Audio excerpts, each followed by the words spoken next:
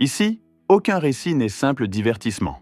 Chaque histoire renferme quelque chose à retenir. Aujourd'hui, direction Morelia, au Mexique, une cité d'églises baroques et de rues pavées qui semble tout droit sortie d'une carte postale, mais qui recèle des histoires aussi lourdes que les pierres sur lesquelles elles reposent.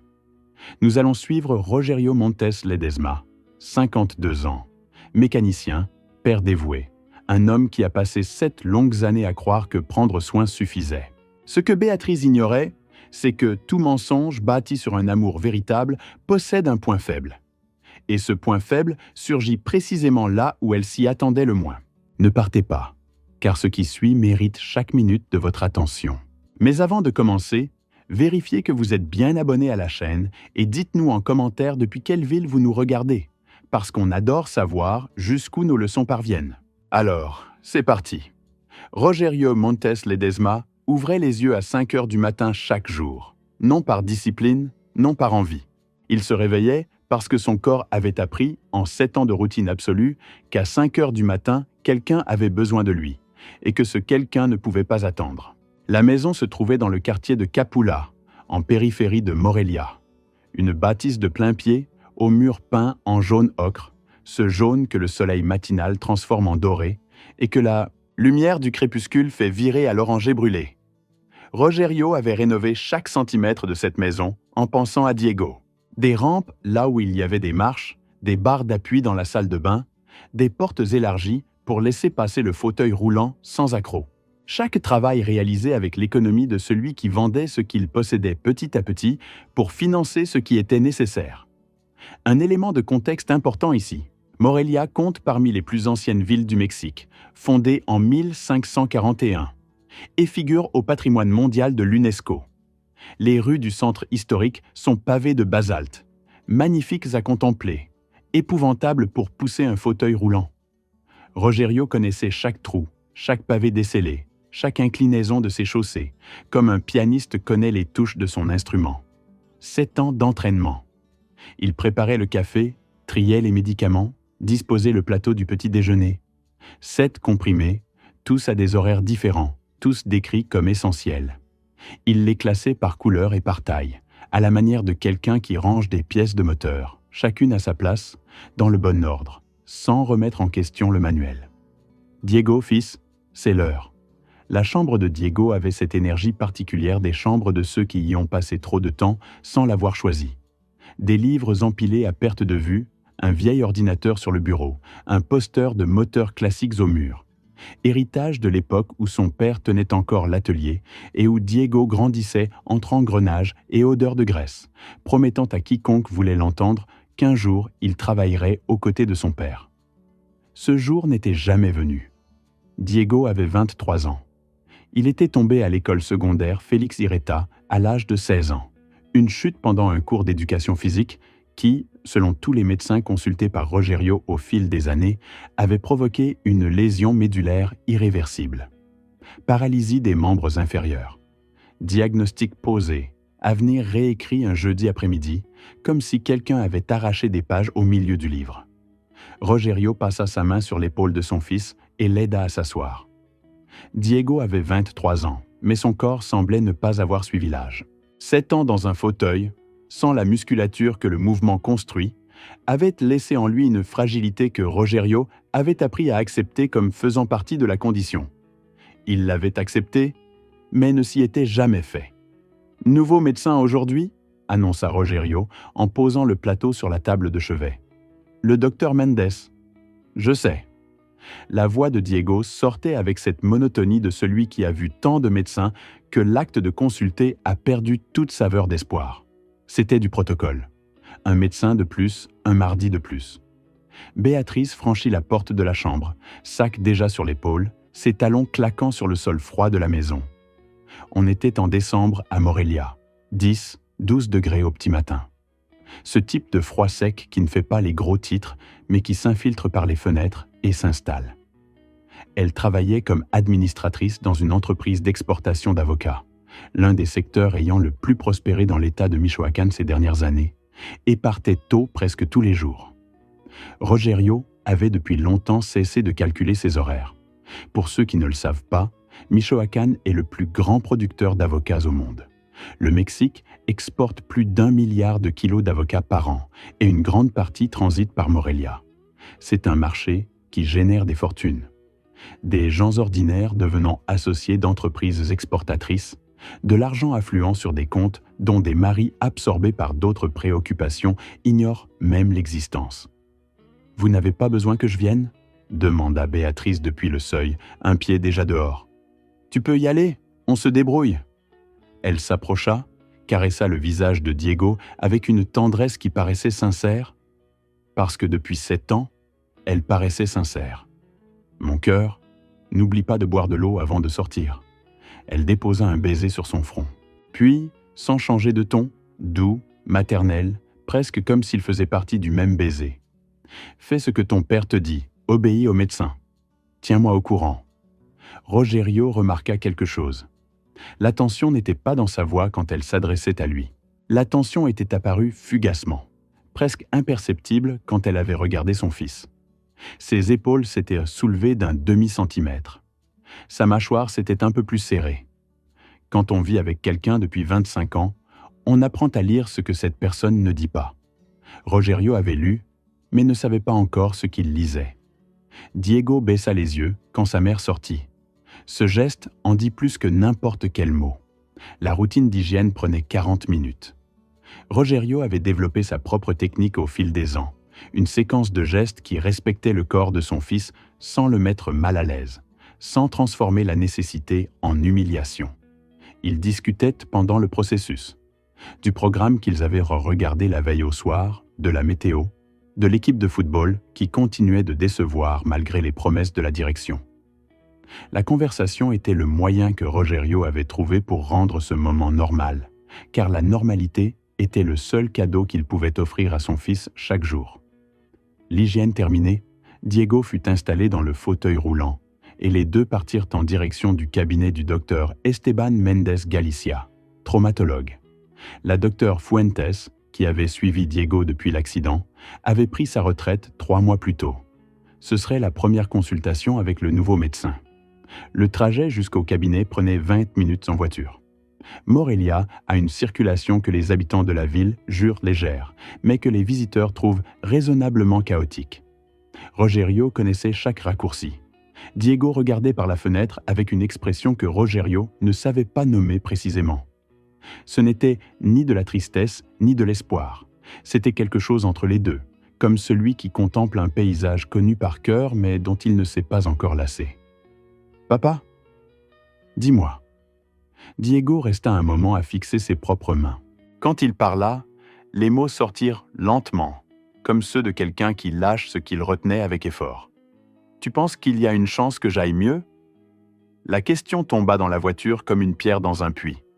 Rogerio en sentit le poids descendre. Dans les premières années suivant l'accident, cette question revenait presque chaque semaine. Elle était le carburant qui alimentait l'espoir de tous les deux. Avec le temps et la répétition de diagnostics qui fermèrent des portes au lieu d'en ouvrir, Diego avait cessé de demander, avait cessé d'espérer, et Rogerio avait appris à ne pas aborder le sujet pour ne pas blesser ce qui restait. Maintenant la question revenait, chargée du poids de tout ce qui avait été tu. « On ne sait pas encore, fils. » La voix sortit basse. « On ne sait pas encore ?» Ils arrivèrent au cabinet avec 10 minutes d'avance. La secrétaire les fit patienter seulement quelques minutes avant de les appeler. Le docteur Esteban Méndez Galicia était un homme d'une 50aine d'années, cheveux grisonnants coupés courts, lunettes à monture épaisse, le genre de médecin qui semble être né en blouse blanche. L'expression était sérieuse mais pas froide. Il y avait quelque chose dans ce visage que Rogerio, en mécanicien qu'il était, aurait qualifié de calibré. Précis, sans jeu inutile, sans tension excessive. « Bonjour, monsieur Montes. » Diego. Il serra la main des deux et alla droit au dossier médical. « Je vais revoir l'historique complet avant toute chose. Lisez entre les lignes. Un médecin qui lit avant de parler, c'est rare. Un médecin qui lit le dossier d'un patient, suivi par un autre praticien, sans arriver avec le diagnostic déjà sur le bout de la langue, c'est encore plus rare. » Rogerio ne savait pas encore que cette caractéristique précise du docteur Méndez allait changer la vie de son fils. Le médecin posa des questions. Beaucoup. Le genre de questions que la docteure Fuentes avait cessé de poser après la première année, quand le diagnostic s'était consolidé et que la routine avait remplacé l'investigation. Mendes interrogea sur le quotidien de Diego, sur les thérapies qu'il avait suivies, sur la qualité de son sommeil, sur d'éventuelles sensations de chaud ou de froid dans les jambes, sur des douleurs localisées. Rogerio répondait avec la précision de 7 ans de vie commune.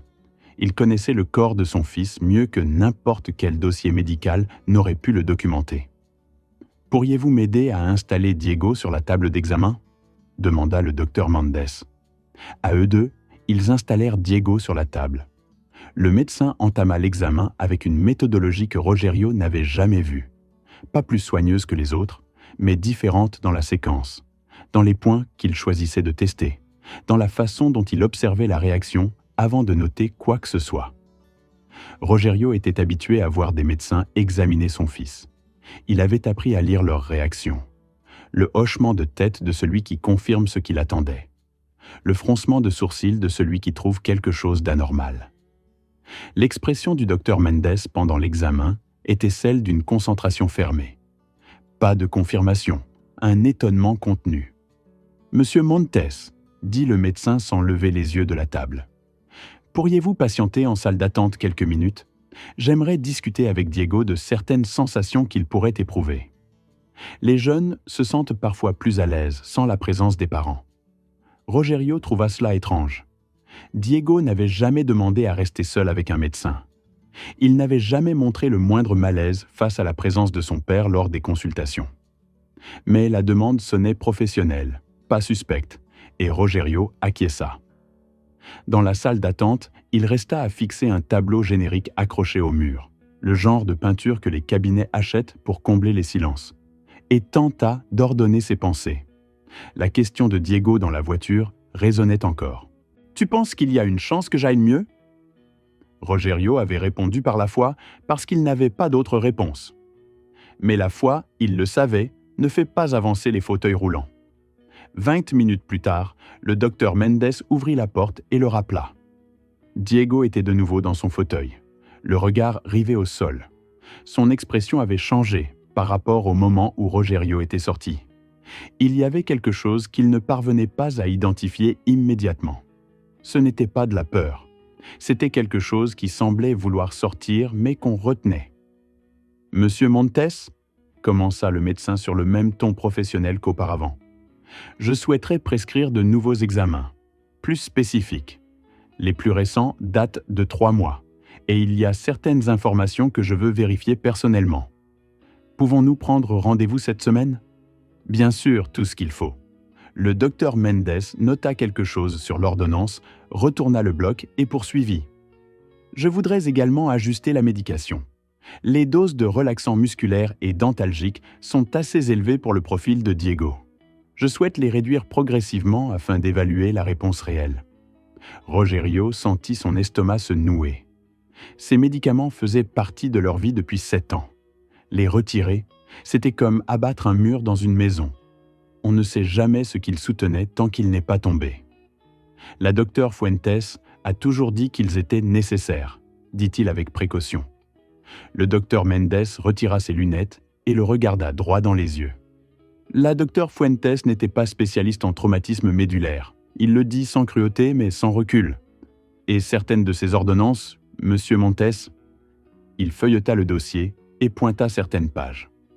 Ne sont pas signées par elle. Elles portent la signature d'un autre médecin qui semble avoir pris le relais pendant ses absences. Rogerio regarda les pages. Les noms étaient différents. Il n'y avait jamais prêté attention. Pourquoi l'aurait-il fait ? C'était un médecin, c'était une ordonnance, c'était pour le bien de son fils. C'est ce que tout le monde avait dit. Ce détail a son importance.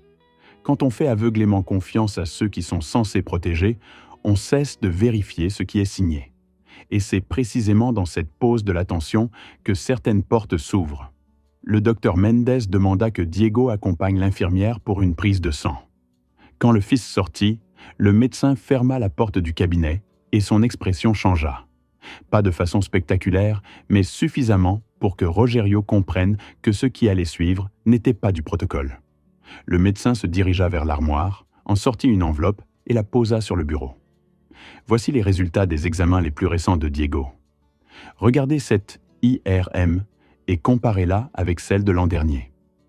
Rogerio regarda. Il n'était pas médecin. Les images d'IRM étaient faites pour lui des tâches sans contexte. Mais le docteur Mendes pointa, compara, expliqua avec la patience de celui qui sait qu'il remet une bombe entre les mains de quelqu'un et veut que cette personne comprenne ce qu'elle tient avant de lâcher. Les images ne correspondèrent pas. La progression n'était pas naturelle. La lésion que le diagnostic décrivait comme irréversible n'évoluait pas de la manière dont une lésion irréversible évolue au bout de 7 ans. Quelque chose ne collait pas, et ce quelque chose, entre les mains d'un spécialiste au regard exercé, était bien trop important pour être ignoré. Et les médicaments ? Poursuivit le docteur Mendes à voix basse, en regardant vers la porte. À ces doses, administrées pendant des années, ils provoquent une faiblesse musculaire progressive, une somnolence constante, une atrophie par désusage. Rogerio le fixait, mais la docteure Fuentes a dit qu'ils étaient nécessaires contre les spasmes.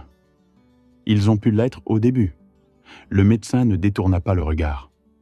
Le problème, c'est ce qui arrive quand quelqu'un décide qu'ils doivent continuer indéfiniment. Une pause. Monsieur Montet, à ces doses, maintenues sur des années, s'est composé pour garder quelqu'un dans un fauteuil roulant, même si cette personne avait physiquement la capacité de se lever. La pièce sombra dans le silence. Rogerio entendait la climatisation.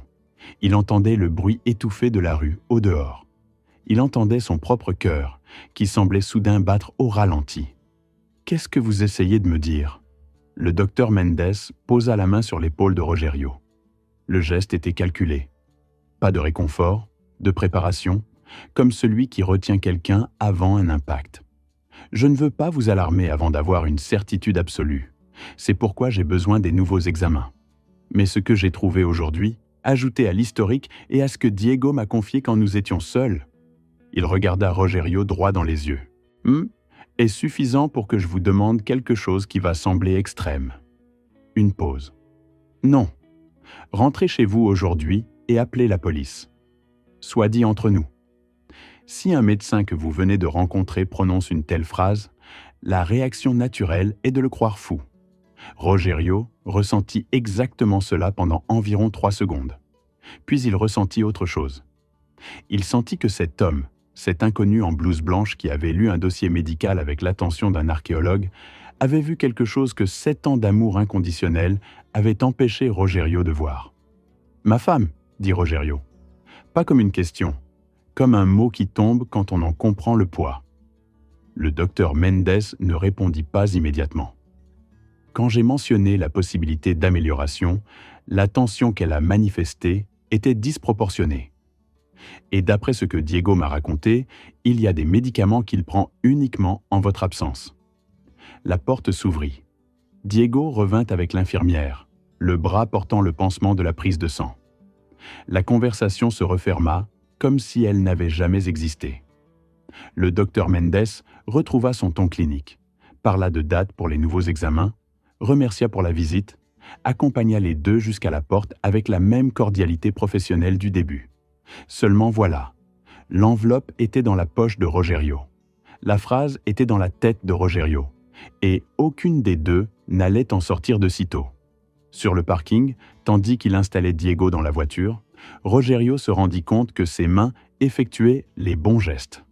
Ceinture, fauteuil roulant plié, portière fermée, tandis que sa tête était complètement ailleurs. Le pilote automatique de 7 ans fonctionnait pendant que le cerveau tentait d'encaisser le choc. Diego regardait devant lui. « Qu'est-ce que le docteur a dit quand je suis sorti, papa ?» Rogerio monta en voiture, mit la clé dans le contact et resta immobile une seconde avant de répondre. Il a dit qu'il allait demander de nouveaux examens, ajuster la médication. Mensonge. Le premier mensonge délibéré qu'il adressait à son fils en 7 ans. Diego le perçut lentement, mais n'insista pas. Et dans ce silence acceptable, Rogerio prit la première décision qui lui appartenait entièrement. Ils ne rentrèrent pas à la maison. Pas maintenant. Pas sans comprendre ce qui se passait. « Tu sais à quoi je pensais, Diego ?» Il démarra doucement. Ça fait combien de temps qu'on n'est pas allé chez Don Chui ?» Diego tourna la tête. L'expression fut de surprise authentique. Le genre de surprise qui apparaît chez quelqu'un qui n'attendait rien de bon et reçoit exactement cela. Celui des tacos, rue Madero ? Celui-là même. Maman dit que la nourriture de rue peut interférer avec mes médicaments. Rogerio sentit cette phrase se poser sur lui avec le poids d'une pierre sur la poitrine. Aujourd'hui, aucun médicament n'interdit les tacos. Tout ira bien. Pour ceux qui ne connaissent pas, la taqueria de rue au Mexique n'est pas l'équivalent du chariot de hot-dog au Brésil. C'est une institution. Un homme devant une immense plaque chauffante, des décennies d'expérience dans les mains, qui prépare le même taco que faisait son père et que fera son fils. C'est le genre de nourriture qui ne peut pas être mauvaise, parce qu'elle ne peut pas être simulée. Don Chui était exactement cela. La soixantaine bien sonnée, un tablier taché d'histoire, et la réputation que dans la file devant son chariot se mêlent ouvriers et politiciens, tous avec la même faim. Diego mangea 3 tacos.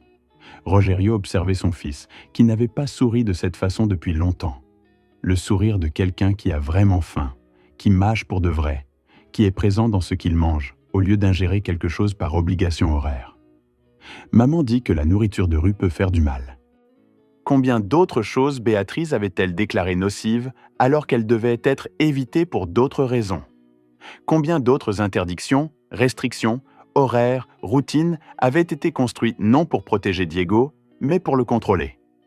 Rogerio but le café que Don Chui avait posé devant lui et n'en sentit pas le goût. Après les tacos, il dit à son fils qu'il passerait chez l'oncle Martim, sans prévenir. Diego parut enthousiaste, mais la réserve entraînée suivit aussitôt. « Maman va être en colère. Je m'occupe de maman. Toi, profite de la visite. Observez bien. » Rogerio ne fuyait pas. Il gagnait du temps. Et il y a une différence énorme entre les deux. Celui qui fuit n'a pas de plan. Celui qui gagne du temps en construit un. Martim Montes vivait dans les environs de Morelia, dans une maison avec un grand jardin et cette atmosphère de foyer qui ne s'achète pas mais se construit, avec des années de repas partagés, de disputes résolues à la même table où elles ont éclaté, de souvenirs accumulés dans les murs. Il avait 2 ans de moins que Rogerio, mais avait vieilli différemment. Plus tranquille, plus fourni en cheveux, avec cette sérénité de celui qui n'a pas vendu tout ce qu'il possédait pour financer un diagnostic et qui, par conséquent, a encore de quoi vendre. Et notez que j'essaie de rester neutre. Martim avait tenté de parler à Rogerio au sujet de Béatrice, 3 fois au cours des 2 dernières années. Les 3 fois, Rogerio avait esquivé. Non parce qu'il n'avait pas entendu, mais parce qu'il ne voulait pas entendre. Il y a une différence entre ne pas savoir et ne pas vouloir savoir, et les deux produisent le même résultat. Quelle surprise! Martim ouvrit le portail et serra son frère dans ses bras avec la force de celui qui perçoit immédiatement que quelque chose ne va pas et décide que l'étreinte passe en premier. Les questions viennent après. Puis il se pencha vers Diego. « Et ce bonhomme, ça fait combien de temps, neveu ?» Diego sourit de cette façon que Rogerio avait remarqué au chariot de Don Chui. De la présence, une joie qui n'avait besoin d'aucune permission. Lucia, la femme de Martim, institutrice dotée de cette capacité particulière de lire les humeurs sans rien demander, emmena Diego à la cuisine avec la promesse d'une part de gâteau tout juste sortie du four. Diego suivit sans hésiter, encore une chose que Béatrice avait interdite depuis des années, sous prétexte que l'excès de sucre interagissait avec les médicaments. Quand ils se retrouvèrent seuls dans le bureau, Rogerio posa l'enveloppe sur la table et raconta tout du début à la fin, sans raccourci, sans édulcorer. Martim écouta avec le silence de celui qui traite l'information, pas de celui qui attend son tour pour parler. Et quand Rogerio eut terminé, son frère resta un moment à regarder les images de l'IRM sans rien dire. « Rogerio. » La voix de Martim sortit basse. « Il faut que je te dise quelque chose. Il existe un type de silence bien particulier qui précède une révélation. Non le silence de celui qui ne sait pas quoi dire. Celui de quelqu'un qui sait trop et choisit comment le formuler. Martim avait ce silence-là. Il y a quelques mois, j'ai vu Béatrice avec Javier dans un restaurant à Pátzcuaro. Il marqua une pause. Elle ne dînait pas avec un frère, Elle dînait avec un homme. Rogerio resta figé. J'ai voulu te le dire à l'époque, mais je me suis dit, et si j'avais mal interprété? Et si je me mêlais de ce qui ne me regarde pas? Martim regarda son frère. Maintenant, je regrette d'avoir pensé ça. Pátzcuaro se trouve à 56 km de Morelia, une distance suffisante pour être loin, trop proche pour être une coïncidence. Celui qui va à Pátzcuaro pour affaires depuis Morelia prend l'autoroute et rentre le jour même. Celui qui va dîner à Pátzcuaro avec quelqu'un qu'il ne devrait pas fréquenter choisit exactement cette distance. Assez loin pour ne pas croiser de connaissances, assez près pour ne pas avoir besoin d'une excuse élaborée. Martim se leva, alla jusqu'au tiroir du bureau et en sortit une carte. Manuel Correa, détective privé. Nous avons travaillé ensemble sur des affaires d'assurance. Il plaça la carte dans la main de son frère. Il est discret, il est compétent. Et avant d'aller à la police avec des soupçons de médecin et un instinct de mari trompé, tu as besoin de preuves. Rogerio regarda la carte. Il y avait quelque chose de presque absurde dans cet instant. Lui, qui avait passé sa vie à réparer des moteurs, qui comprenait les pièces, les assemblages et la logique interne des machines, assis dans un bureau tenant la carte d'un détective. Parce que le moteur de sa propre famille avait cassé d'une façon qu'il n'avait pas su diagnostiquer. Et Diego, pendant ce temps, reste ici. Lucia l'adore, et tu inventes ce qu'il faut pour Béatrice. Rogerio regarda par la fenêtre en direction de la cuisine, d'où parvenait le son de Diego en train de rire de quelque chose que Lucia avait dit. Ce n'était pas le rire contenu de la maison. C'était un rire large, venu du ventre. Le genre de rire qui emplit l'espace au lieu de s'y faufiler. Quand était la dernière fois que Rogerio avait entendu ce rire? Il ne s'en souvenait pas. Cette question, plus que n'importe quelle image d'IRM, plus que n'importe quel soupçon médical, fut ce qui poussa Rogerio à plier la carte de Manuel Correa dans sa poche et à prendre la deuxième décision de la journée. Il ne rentrerait pas chez lui sans connaître la vérité. Ce soir-là, après avoir installé Diego dans la chambre d'amis, Rogerio resta assis sous le porche, le téléphone à la main et 3 appels manqués de Béatrice sur l'écran. Pour ceux qui ne le savent pas, au Mexique, il existe ce qu'on appelle un seguro de invalidé, lié à l'établissement scolaire lorsqu'un élève subit un accident dans l'enceinte d'un établissement d'enseignement. L'école et son assureur sont responsables de l'indemnisation. Dans le cas de Diego, l'école secondaire Félix Ireta avait versé une indemnisation d'un montant raisonnable juste après l'accident. Rogerio avait signé les papiers en plein chaos. Le fils en soins intensifs, la vie en suspens, Béatrice à ses côtés, disant qu'elle s'occupait de la paperasse. Il l'avait laissé tout gérer. Pour les Brésiliens, cela serait comparable à ce qu'on appelle le DPVAT, une assurance obligatoire couvrant les accidents. La différence est qu'au Mexique, selon la police, le bénéfice peut être mensuel tant que dure l'incapacité, chaque mois. Pendant des années. Rogerio contemplait cette pensée comme on regarde une pièce de moteur qu'on a toujours cru bien placée et dont on réalise soudain qu'elle est montée à l'envers. Il répondit quand Béatrice appela pour la 4e fois. « Rogerio, où êtes-vous ? J'ai appelé 3 fois. On est chez Martim. Après la consultation, j'ai décidé de passer lui rendre visite. » Un silence. Puis, sans me prévenir, c'était spontané. « Diego va bien. Il va rester ici cette nuit. C'est trop tard pour reprendre la route. Il a besoin de ses médicaments à heure fixe, Rogerio. » La voix avait une urgence spécifique, pas celle d'une mère inquiète, celle de quelqu'un dont le protocole venait d'être interrompu. « Tu as tout emporté ? » ?»« Oui. » Pause. Le nouveau docteur a d'ailleurs suggéré de réduire certaines doses. Il a dit qu'elle pourrait causer une faiblesse inutile. Silence plus long cette fois. Ce docteur ne connaît pas le cas de Diego. La voix avait changé de ton, d'urgente à contrôler, comme quelqu'un qui vient de se souvenir qu'on l'écoute. La docteure Fuentes a établi ce traitement pour de bonnes raisons. C'est possible, mais je vais écouter ce qu'il a à dire. Pause. Béatrice, comment s'est passé ton après-midi ? Normal. Le travail. Pourquoi ? Question. Curiosité. Autre silence. Passe-moi Diego. Il dort déjà. Réveille-le. Je veux parler à mon fils. Je ne vais pas réveiller un garçon qui vient de s'endormir après une journée d'examen parce que tu veux entendre sa voix à 10 heures du soir. Le silence qui suivit fut différent de tous les autres. Rogerio avait raccroché avant qu'elle ne puisse répondre.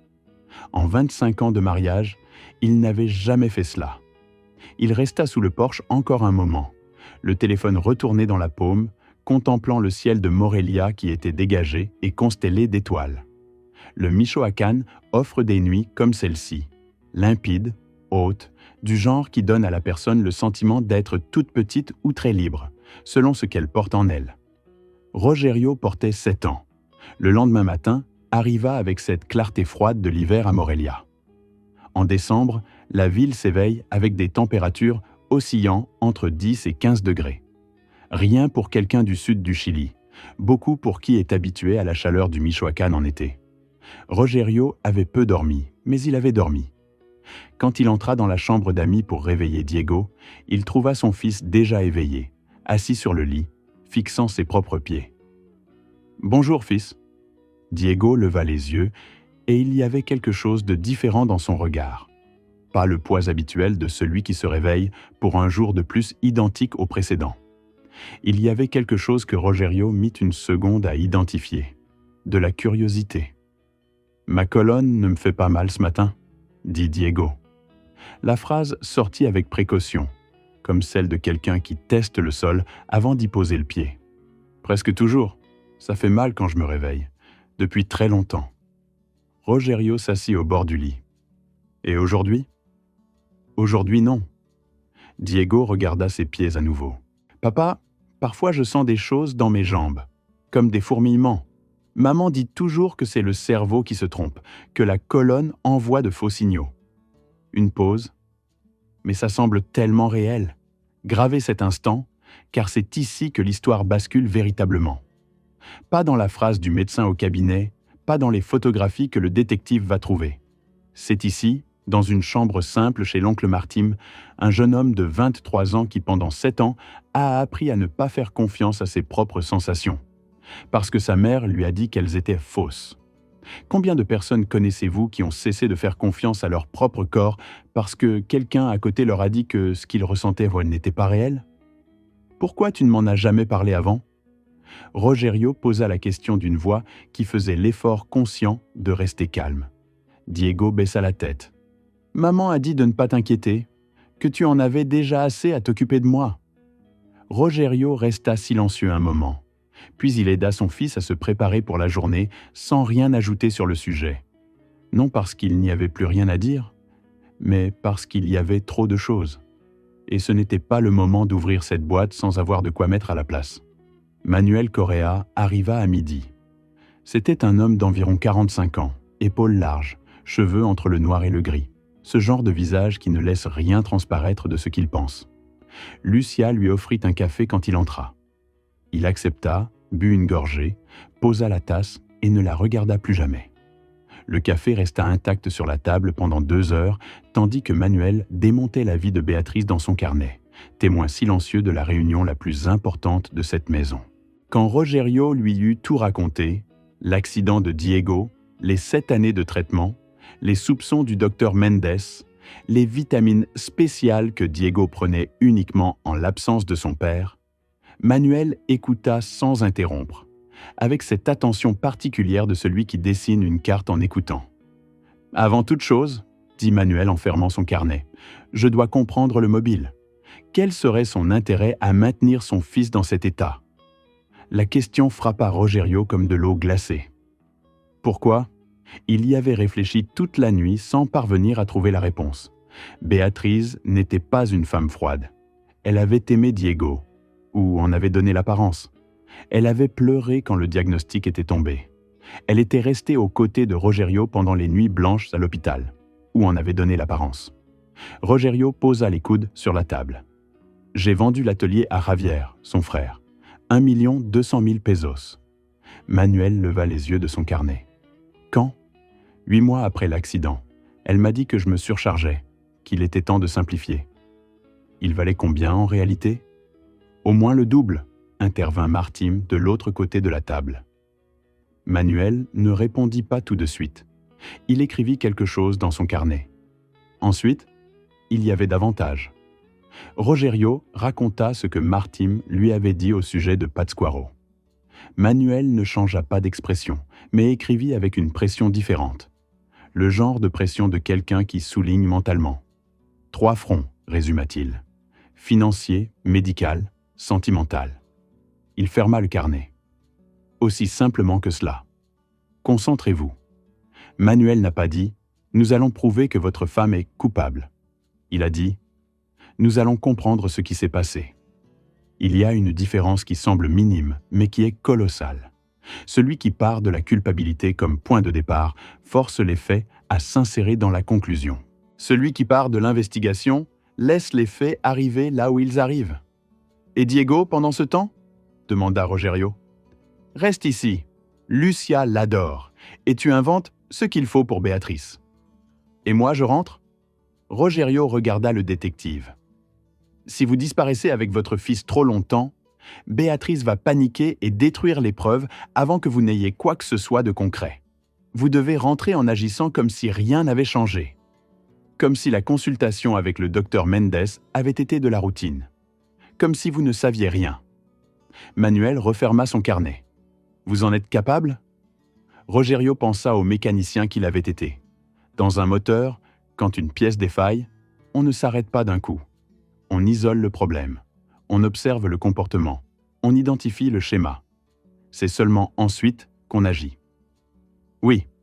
Quand Manuel fut parti, Rogerio se rendit dans la chambre d'amis. Diego lisait un livre que Lucia avait laissé pour lui. Quelque chose sur l'histoire du Mexique colonial, qui semblait être tombé entre les bonnes mains, car le garçon était absorbé d'une manière que Rogerio avait rarement vue. Diego. Il s'assit sur la chaise à côté du lit. Le docteur Mendes veut de nouveaux examens. Tu restes ici quelques jours. Diego posa le livre. Maman va vouloir que je rentre. Je m'occupe de maman. Tu n'arrêtes pas de dire ça. Un long silence, puis plus bas. Qu'est-ce qui se passe vraiment, papa ? Rogerio regarda son fils. 23 ans, des yeux qui n'étaient plus ceux d'un enfant, qui avait mûri, non par les expériences que la vie offre normalement, mais par ce type de maturité qui naît de rester immobile pendant que le temps passe. Je ne sais pas encore tout. Il fut honnête sur ce point. Mais quand je saurai, tu seras le premier informé. Diego l'observa un moment, puis acquiesça. Il reprit son livre. Rogerio resta à regarder son fils lire et pensa que 7 ans de fauteuil roulant avaient produit quelque chose d'inattendu chez Diego. Ils avaient construit en lui une patience que la plupart des jeunes de 23 ans ne possèdent pas. Une patience qui n'était pas de la résignation, c'était la patience de celui qui a appris que le monde ne s'arrête pas à cause de votre douleur, et qu'il vaut donc mieux trouver quelque chose en soi qui mérite qu'on s'y attarde. Le problème, c'est qu'il n'aurait pas dû être nécessaire d'apprendre cela si tôt. Cet après-midi-là, Rogerio appela Béatrice. Les médecins veulent garder Diego en observation quelques jours de plus. Des examens qui nécessitent un suivi. La réaction fut immédiate. C'est ridicule. Quel genre d'examen exige qu'il reste loin de la maison ? Je viens. Béatrice. Rogerio employa le ton qu'il avait appris à utiliser quand il ne voulait pas discuter mais ne céderait pas. C'est moi qui décide ce qui est le mieux pour mon fils. Et pour l'instant, le mieux c'est de rester ici avec un suivi médical rapproché. Un long silence. Puis, soudain, sa voix changea. S'adoucit. Elle prit cette texture que Rogerio avait appris à reconnaître au fil de 25 ans, le ton de Béatrice quand elle voulait quelque chose, et avait décidé que la stratégie du moment serait la tendresse. « Je m'inquiète juste pour vous deux. Vous me manquez. » Une pause. « Je peux au moins venir vous voir ? Quand les examens seront terminés, on organisera ça. » Il raccrocha avant qu'elle ne puisse insister. Par le miroir du couloir de la maison de Martim, Rogerio aperçut son propre visage une seconde. Il avait vieilli plus qu'il ne le pensait. Il y avait quelque chose dans ses yeux, pas de la tristesse, pas encore de la colère. C'était cette expression particulière de celui qui est en plein processus de comprendre que le monde qu'il pensait habiter n'a jamais existé sous la forme qu'il imaginait. Un mécanicien sait qu'il existe 2 types de problèmes dans une machine. Celui qui fait du bruit et celui qui n'en fait pas. Celui qui fait du bruit, on le repère vite. Il suffit d'écouter. Celui qui est silencieux peut être là des années, sans bruit, rongeant de l'intérieur, jusqu'au jour où la machine s'arrête d'un coup et qu'on réalise qu'il n'y avait rien à faire parce qu'on n'avait jamais détecté la panne.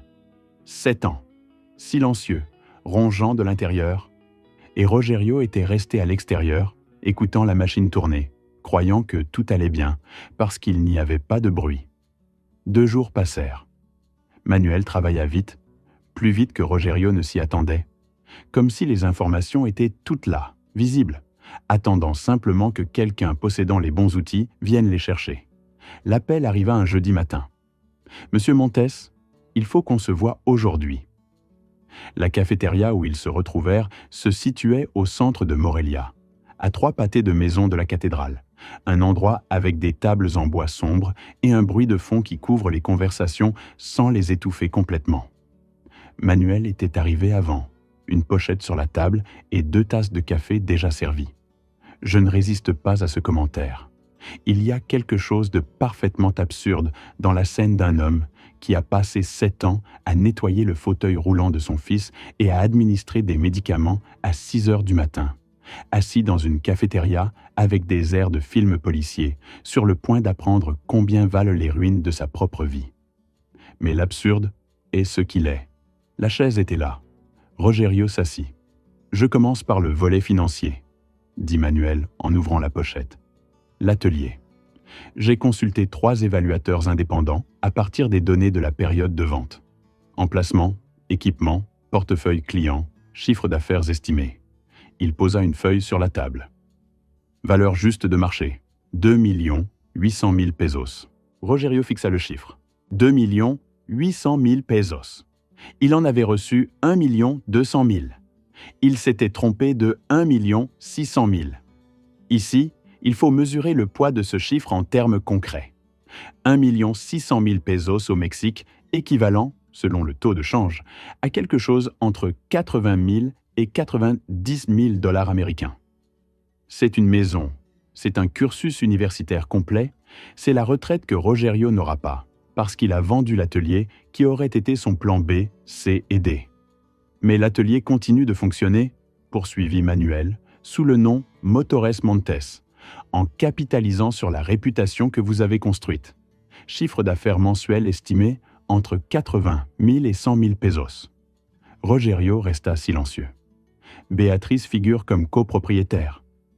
Javier lui a cédé 40% 3 mois après l'achat. Le café était devant Rogerio, intact. Il y a des choses qui rendent impossible de boire un café. Manuel déposa des photographies sur la table. Ce n'étaient pas des photos d'archives. Elles avaient été prises ces derniers jours.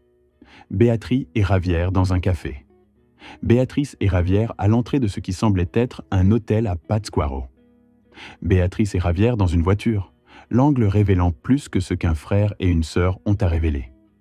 Les plus anciennes que j'ai pu remonter datent d'il y a 6 ans, dit Manuel, quelques mois après l'accident de Diego. 6 ans, presque tout le temps pendant lequel Rogerio avait été chez lui, lavant son fils, administrant des médicaments, dormant sur le canapé quand Diego passait des nuits difficiles.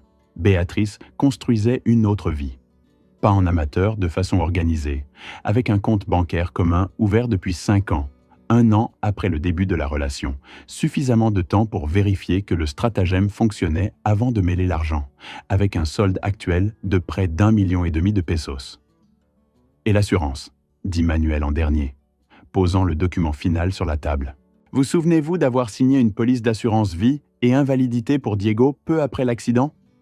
Rogerio s'en souvenait vaguement. Il y avait tant de choses à signer à cette période. Béatrice avait dit qu'elle s'en chargeait. La bénéficiaire unique est votre épouse. Vous ne figurez pas dans le document. La police verse un revenu mensuel tant que l'incapacité de Diego est maintenue cliniquement et un montant forfaitaire en cas de décès avant l'âge de 25 ans. La salle de la cafétéria parut rétrécir. Diego avait 23 ans. 2 ans. Rogerio leva les yeux vers Manuel avec une expression que le détective lut correctement. Pas de la colère. Pas encore. C'était le visage de quelqu'un qui vient de comprendre l'étendue complète du gouffre dans lequel il vivait et qui en calcule encore la profondeur. « Il faut aller jusqu'au bout », dit Rogerio. Sa voix sortit plus ferme qu'il ne l'aurait cru. « J'ai besoin de preuves que la police ne pourra pas ignorer. » Manuel ferma la pochette. « Alors écoutez ce que je propose. » Le plan de Manuel était simple dans sa structure et implacable dans son exécution. Rogerio rentrerait à la maison avec Diego le lendemain. Il dirait que les examens n'avaient rien révélé de nouveau, que le docteur Mendes avait confirmé le diagnostic de la docteure Fuentes avec de légères modifications, que la vie reprenait son cours normal. Pendant ce temps, des caméras cachées seraient installées à des points stratégiques de la maison. Diego porterait en permanence un petit dispositif d'enregistrement. Manuel resterait à l'extérieur, surveillant en temps réel. L'objectif n'est pas seulement de filmer l'administration des médicaments, expliqua Manuel. Cela seul ne suffit pas pour ce que nous voulons. Nous avons besoin d'un aveu, ou de quelque chose qui relie Béatrice et Javier de manière irréfutable au plan. Des paroles, pas seulement des actes. Rogerio écouta, acquiesça et ressentit pour la première fois depuis de nombreuses années qu'il se trouvait à l'intérieur d'un moteur qu'il comprenait, qu'il pouvait visualiser les pièces, les assemblages, la séquence qui ferait fonctionner le mécanisme. « Il y a un risque, dit Manuel. Si Béatrice se doute de quelque chose, elle peut agir de manière imprévisible. Il faut vous préparer à ce que les choses ne se passent pas exactement comme prévu. » « En mécanique, répondit Rogerio, on apprend que le moteur ne casse jamais de la façon qu'on attendait, mais toujours d'une façon qui, rétrospectivement, avait du sens. Manuel le regarda une seconde, puis ferma la pochette. « Bien. Alors allons-y. » Ce soir-là encore, avant de retourner chez Martim, Rogerio s'arrêta devant la cathédrale de Morelia. Pour qui n'y est jamais allé, la cathédrale de la ville est l'une des plus imposantes du Mexique, construite en pierre de Cantera rose. 2 clochers culminant à 63 mètres de hauteur, visibles depuis pratiquement n'importe quel point du centre historique. La nuit, illuminée, elle semble appartenir à une époque différente du monde qui l'entoure. Rogerio y était passé des centaines de fois sans s'arrêter. Cette nuit-là, il s'arrêta. Il n'entra pas. Il resta à l'extérieur, contemplant la pierre rosée que les projecteurs rendaient presque dorée, et il demeura immobile quelques minutes. Il ne pria pas. Il n'avait pas les mots assez ordonnés pour cela. Il resta simplement là, laissant l'immensité de pierre faire ce que parfois seule l'immensité peut faire. Remettre les choses à leur juste dimension. 7 ans. 2 ans restants avant que Diego n'atteigne 25 ans. Une police d'assurance avec une clause que Rogerio avait signée sans lire, en plein deuil anticipé. Retenez cette phrase. Ne signez jamais rien quand vous avez peur. La peur est un piètre relecteur de contrat. Il retourna chez Martim. Diego dormait déjà. Rogerio s'attarda un moment à la porte de la chambre d'amis, observant son fils dans la pénombre. La respiration du garçon était paisible, les épaules détendues, les mains ouvertes le long du corps. Avec cet abandon total que produit le sommeil de celui qui se sent en sécurité. Pour la première fois depuis de nombreux jours, Rogerio dormit lui aussi. Le lendemain matin, avant de partir, il appela Diego pour une conversation. Martim et Lucia sortirent dans le jardin pour leur laisser de l'espace. Le salon ne fut plus que pour eux deux. Rogerio raconta le nécessaire. Pas tout. Pas les photographies, pas le compte bancaire, pas l'assurance avec la clause qu'il ne parvenait toujours pas à prononcer à voix haute, mais suffisamment, que le docteur Mendes avait trouvé des incohérences dans le diagnostic, qu'il y avait dans l'histoire de Diego des médicaments qui n'auraient pas dû s'y trouver, qu'il leur fallait des preuves concrètes avant d'agir. Diego écouta sans interrompre, le menton ferme, les yeux fixés sur son père. Quand Rogerio eut terminé, il y eut un silence d'une dizaine de secondes qui parut bien plus long. « Les vitamines que maman me donne quand tu sors ?» dit Diego. La voix était plate, non celle de quelqu'un qui traite une surprise, mais celle de quelqu'un qui attendait que quelqu'un nomme enfin ce qu'il savait déjà, sans avoir les mots pour le dire. J'ai toujours trouvé ça bizarre. Chaque fois que je les prenais, je dormais tout l'après-midi. Maman disait que c'était le corps qui récupérait. Et tu ne m'en as jamais parlé. Elle a dit que tu en avais déjà assez, que tu n'avais pas besoin de t'inquiéter en plus. Remarquez le mécanisme. Ce n'était pas seulement le silence de Diego protégeant son père, c'était un silence administré, construit avec soin par quelqu'un qui savait exactement quel argument utiliser avec un garçon de 16, 17, 18 ans qui aimait son père et ne voulait pas être un fardeau supplémentaire. Béatrice avait trouvé le bon levier et l'avait actionné pendant des années. « Je veux en faire partie », dit Diego. « Diego, c'est moi. » La voix sortit sans tremblement, sans supplique, simplement ferme. « C'est moi dans le fauteuil. C'est moi qui ai avalé les vitamines. S'il faut des preuves, elles doivent venir de moi. » Une courte pause. « Ne m'enlevez pas ça aussi ?» Rogerio resta à regarder son fils un long moment.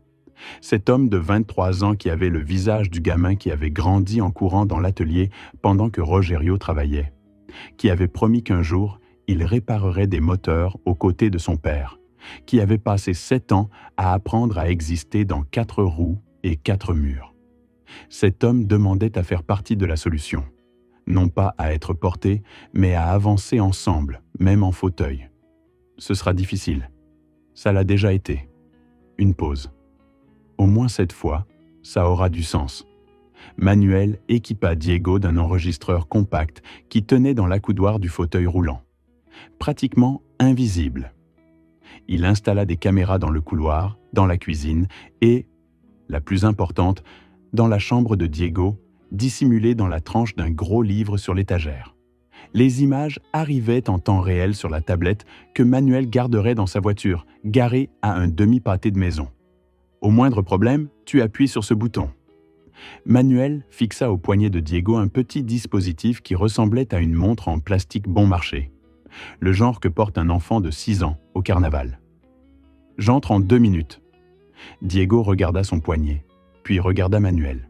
« C'est ça, l'équipement de surveillance professionnelle ?» Manuel ne changea pas d'expression. « Le meilleur équipement est celui que personne ne regarde 2 fois. » Diego acquiesça, plus convaincu qu'il ne le paraissait. Ici, une brève parenthèse s'impose. Au Mexique, la loi permet que les enregistrements réalisés par l'une des parties impliquées dans la conversation soient utilisés comme preuve dans des procédures pénales.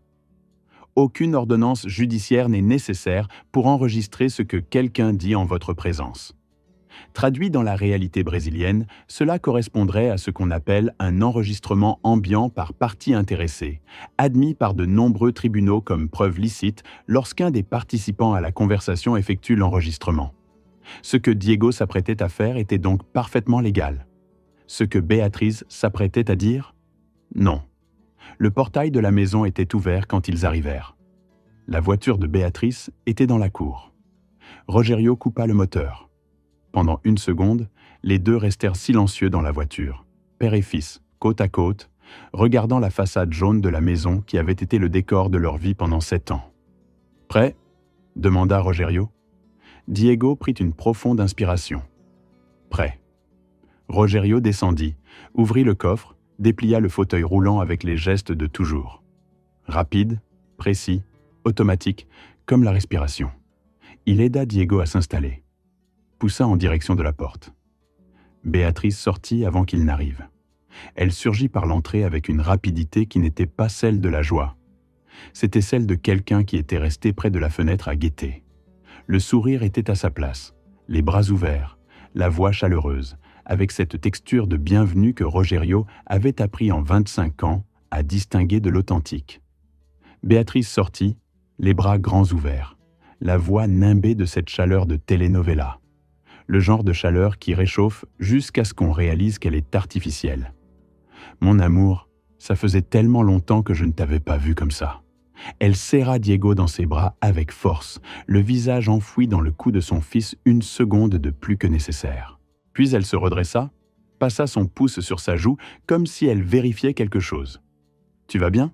Tu as bien mangé? On dirait que tu as maigri. »« Je vais bien, maman. » Diego accepta le tout avec le naturel de celui qui s'est entraîné. « Juste fatigué. »« Bien sûr, bien sûr. » Elle se redressa et regarda Rogerio. Un regard rapide, évaluateur, qui ne dura pas assez longtemps pour être interprété comme suspect. « Alors, le docteur a dit quelque chose de différent? » « Rien qui change le tableau. » Rogerio franchit la porte qu'elle avait ouverte, poussant le fauteuil de Diego. Il a ajusté quelques doses, comme je t'ai dit, mais globalement, il a confirmé le diagnostic. Béatrice resta figée une seconde avant de suivre. Rogerio ne se retourna pas pour voir son expression à cet instant, mais il savait, avec la certitude de 7 ans de lecture involontaire, qu'elle s'était détendue. Regardez la froideur. Une seconde de tension, une seconde de soulagement. Cette femme avait appris à traiter l'information que son fils n'allait pas mieux comme une bonne nouvelle. Et elle l'avait si bien appris que cela ne prenait qu'une seconde. À l'heure du déjeuner, les trois s'installèrent à table. Béatrice avait préparé du pozole rouge, le plat préféré de Diego depuis l'enfance.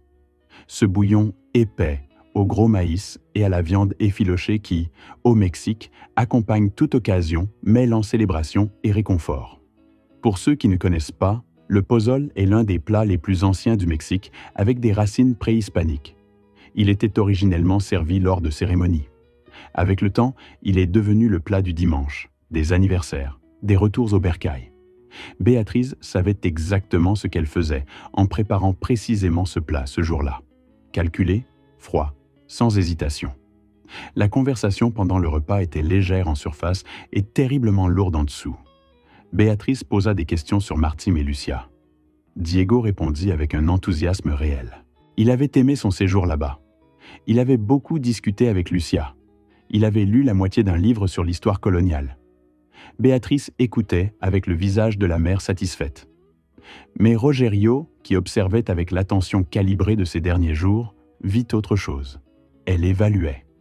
Chaque réponse de Diego était traitée non comme de la conversation, mais comme un audit, cherchant l'incohérence, cherchant le signe que son fils avait découvert quelque chose. Ses yeux balayaient le visage de Diego comme des lecteurs de code barre passent sur un emballage. Rapide, systématique, invisible. Pour qui ne sait pas ce qu'il cherche? Ce détail prendra tout son sens plus tard. Après le déjeuner, Béatrice suggéra que Diego se repose. « Tu as l'air fatigué, mon cœur. Va dans ta chambre. Je t'apporte tes médicaments dans un moment. »« Laisse, je m'en occupe, » dit Rogerio. « Tu as conduit depuis Morelia. Tu dois être fatigué toi aussi. Reste là, je gère. » C'était la même danse que toujours. Rogerio avait accepté cette danse pendant 7 ans. Béatrice offrait, Rogerio cédait, Diego prenait les médicaments. L'après-midi se dissolvait dans un sommeil lourd. Mais aujourd'hui, la danse avait un public dont Béatrice ignorait la présence. « Vas-y toi, » dit Rogerio. Et l'effort pour paraître désinvolte fut le plus grand qu'il eut à fournir de la journée. « Moi, je reste ici. » Béatrice emmena Diego dans sa chambre. Rogerio resta dans le salon. Il fixa la télévision éteinte, écouta ses propres pensées, tentait de s'organiser, attendit les 20 minutes les plus longues de sa vie. Ce ne furent pas 20 minutes, ce furent 11. Béatrice revint avec le verre vide à la main et une expression qui se voulait tranquille. Elle s'assit à côté de Rogerio sur le canapé, appuya sa tête contre son épaule, dans un geste d'intimité devenu si rare ces dernières années que sa présence maintenant sonnait plus étrangement que son absence. « Ça va ?» demanda-t-elle. Fatiguée. C'était vrai. Au moins sur ce point. Et toi ? Mieux maintenant que vous êtes à la maison. Une pause. Elle attrapa son téléphone discrètement. Ou en croyant être discrète. J'ai besoin de répondre à des messages du travail. Je vais dans la cour une seconde. Rogerio attendit qu'elle ferme la porte de la cour. Puis il se rendit dans la chambre de Diego. Le fils était allongé, mais les yeux grands ouverts. « Elle m'a donné 3 comprimés, » murmura Diego. Elle a dit que c'était l'ajustement prescrit par le docteur Mendes. 2 capsules blanches et une jaune. Il ouvrit la main sous la couverture, les 3 comprimés intacts. J'ai fait semblant d'avaler. J'ai bu de l'eau, j'ai avalé de l'air. Rogerio récupéra les comprimés avec la pochette que Manuel avait fournie à cette fin précise. Il scella, rangea dans sa poche. Qu'est-ce qu'elle a dit pendant qu'elle était ici ? Diego réfléchit une seconde. Elle a posé plein de questions sur ce que les médecins avaient fait exactement, s'ils m'avaient demandé de bouger quelque chose, si j'avais ressenti une différence ces derniers jours. Une pause. Papa ? Elle a posé 3 fois la même question, formulée de 3 manières différentes. Mais c'était la même. Voici le moment clé. 3 fois la même question, emballés sous différentes formes, mais identiques. Celui qui aime demande « Comment tu vas ?» Celui qui a besoin que vous restiez immobile demande « Si quelque chose a changé ?» Qu'est-ce que tu as répondu ? J'ai dit que non, que j'étais pareil. Une ombre passa sur le visage de Diego. Elle a eu l'air soulagée. Rogerio contempla son fils un moment. « Dors pour de vrai maintenant. Tu n'as plus besoin de faire semblant. Je n'arrive pas à dormir. » « Je sais. » Il tira la chaise du bureau et s'assit à côté du lit. « Alors ne dors pas, mais reste tranquille. Je reste ici. » Il resta. Dehors, dans la cour, Béatrice parlait à voix basse au téléphone. Le murmure arrivait filtré par la fenêtre, sans mots, mais avec le rythme de quelqu'un qui fait un rapport, pas qui converse, de quelqu'un qui répond à des questions, pas qui en pose. Rogerio resta silencieux auprès de son fils dans l'obscurité de la chambre et laissa le silence être ce qu'il était. Javier appela le lendemain matin.